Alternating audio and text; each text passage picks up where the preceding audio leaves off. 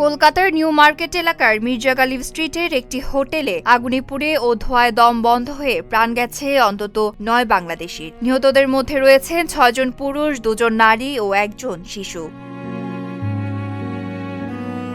বুধবার ভোর ৩টার দিকে হোটেলের ৪ তলায় আগুনের সূত্রপাত হয়। খবর পেয়ে ঘটনাস্থলে ছুটে আসে দমকল ও পুলিশ বাহিনী। প্রায় ২ ঘণ্টার চেষ্টায় আগুন নিয়ন্ত্রণে আনা হয়।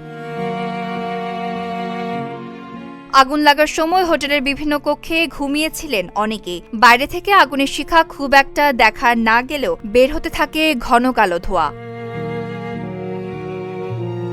প্রাণ বাঁচাতে হোটেল থেকে বের হওয়ার চেষ্টা করেন অনেকে, কিন্তু সংকীর্ণ পথ হওয়ার কারণে তৈরি হয় চরম বিশৃঙ্খলা। এখন পর্যন্ত ৬০ জনকে উদ্ধার করা হয়েছে। তাদের অনেককেই অসচেতন অবস্থায় হাসপাতালে নেওয়া হয়। হাসপাতাল সূত্রে জানা গেছে, হোটেলের ভেতরে আটকা পড়া অন্তত ৯ জনের মৃত্যু হয়েছে। শরীরে পোড়ার চিহ্ন থাকলেও চিকিৎসকের প্রাথমিক ধারণা ধোঁয়ায় শ্বাসরুদ্ধ হয়ে তাদের মৃত্যু হয়েছে। তবে ময়নাতদন্তের পর মৃত্যুর প্রকৃত কারণ নিশ্চিত হওয়া যাবে।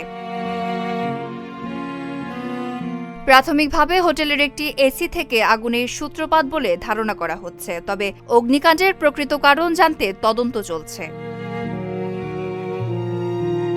Desk report, Dhaka post.